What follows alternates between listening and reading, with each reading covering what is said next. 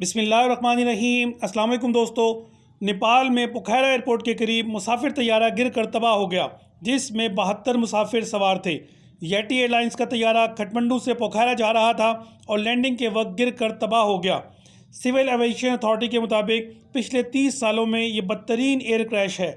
आगे चलकर इस वीडियो में ये भी डिस्कस करेंगे कि आखिरकार नेपाल की फ़ज़ाई हदूद में ऐसी क्या बात है कि बाकी दुनिया के मुकाबले में यहाँ हवाई हादसात का तनासुब इतना ज़्यादा क्यों है। सिविल एविएशन अथॉरिटी के मुताबिक पिछले 30 सालों में ये बदतरीन एयर क्रैश है। इससे पहले बदतरीन एयर क्रैश 1992 में हुआ था, जब पाकिस्तान इंटरनेशनल एयरलाइन का जहाज़ A300 खटमंडू के करीब पहाड़ियों में क्रैश हो गया था।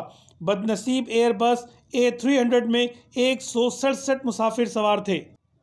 आज येटी एयरलाइंस का मुसाफिर तैयारा खटमंडू से पोखैरा जाने के लिए 10:40 पर उड़ा और परवाज के 20 मिनट बाद सुबह 11 बजे पोखैरा एयरपोर्ट से चंद किलोमीटर दूर पहाड़ी से टकराकर क्रैश हो गया। मकामी लोगों के मुताबिक क्रैश होने से पहले जहाज़ को फ़ज़ा में डोलते हुए देखा गया। पायलट ने आबादी या किसी घर से ना टकराने की पूरी कोशिश की और दरियाई सेटी के बिल्कुल साथ एक पहाड़ी से टकराकर क्रैश हो गया और इसका आधा हिस्सा दरियाई सेटी में गिर गया और आधा हिस्सा पहाड़ी पर ही रह गया। मुसाफिरों में 53 नेपाली, 5 इंडियन, 4 रशियन और 2 कोरियन बाशिंदे सवार थे। इसके अलावा आयरलैंड, ऑस्ट्रेलिया, अर्जेंटीना और फ्रांस का एक मुसाफिर भी सवार था। नेपाली फ़ौज के तर्जुमान असिस्टेंट राथी कृष्णा प्रसाद भंडारी ने बताया कि तैयारा पोखैरा हवाई अड्डे से तकरीबन 1.5 किलोमीटर दूर सेटी दरिया के करीब एक घाटी में गिर कर तबाह हुआ और जिस जगह तैयारा गिर कर तबाह हुआ वहां से काले धुएं के बादल उठते देखे जा सकते हैं और तैयारे का मलबा दूर दूर तक फैला हुआ है। इसी तरह कुछ अर्सा कबल मई 2022 में टाटा एयरलाइंस का एक तैयारा शुमाली नेपाली ज़िला मस्तांग में गिर कर तबाह हो गया था, जिसमें 22 अफराद सवार थे। नेपाल में इससे पहले भी तैयारों को हादसात पेश आते रहे हैं। आखिर इतनी बड़ी तादाद में तैयारों के हादसात पेश आने की क्या वजह है? नेपाल में एयरप्लेन्स क्रैशेस की बड़ी लंबी तारीख है। 1992 से लेकर अब तक यानी पिछले 30 सालों में नेपाल में 27 एयरप्लेन्स क्रैश हो चुके हैं। मई 2022 में नेपाल के ज़िला मस्तांग में एक तैयारा गिर कर तबाह हुआ था, जिसमें 22 अफराद सवार थे।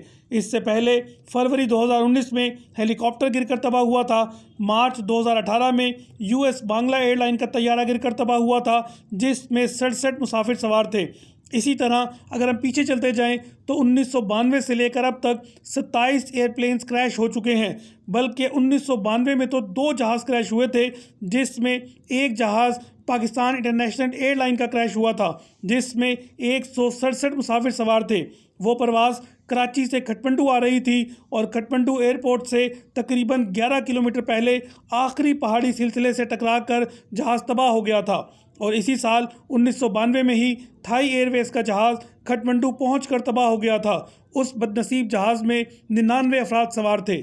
आमतौर पर हवाई हादसात की वजह पायलट्स की गलती बताई जाती है। कभी मैकेनिकल एरर्स सही तौर पर नहीं बता पाते और कभी मौसम को सही तौर पर जज नहीं कर पाते। एविएशन सेफ्टी नेटवर्क डेटाबेस के मुताबिक नेपाल में पिछले 10 सालों में ये 20वां एयरप्लेन क्रैश है। इसीलिए नेपाल को हवाई सफ़र के लिए ख़तरनाक तरीन करार दिया जाता है। अब ऐसा क्या है नेपाल की फ़ज़ाई हदूद में जो यहाँ इतने एयर एक्सीडेंट्स होते हैं? इसकी एक वजह तो नेपाल की जोग्राफिकल लोकेशन है। दुनिया की 14 बुलंद तरीन पहाड़ी चोटियों में से 8 नेपाल में हैं, जिनमें दुनिया की बुलंद तरीन चोटी माउंट एवरेस्ट भी शामिल है। यहाँ का मौसम अचानक तब्दील हो जाता है, जिससे निपटना पायलट्स के लिए मुश्किल हो जाता है। और एक और वजह नेपाल के रनवेज़ हैं, जो काफ़ी फासले पर हैं और पहाड़ियों के दरमियान में हैं, जिनकी वजह से लैंडिंग के वक्त मुश्किलात पेश आती हैं। ये बुलंद बाला पहाड़ियाँ, अचानक से मौसम का तब्दील होना और रनवेज़ की पोजीशन, ये सब मिलकर जहाज़ों के लिए मुश्किलात पैदा करती हैं। ख़ास तौर पर छोटे जहाज़ों के लिए ये बहुत ख़तरनाक हो सकती हैं। शायद यही वजह है कि यूरोपीय यूनियन ने 2013 से नेपाल की फ़्लाइट्स पर पाबंदी आयद की हुई है। That's all from the video and तक देखने का बहुत शुक्रिया। नेक्स्ट वीडियो में इंशाअल्लाह किसी नए टॉपिक के साथ आपसे मुलाकात होगी। उस वक्त तक के लिए अल्लाह हाफिज़।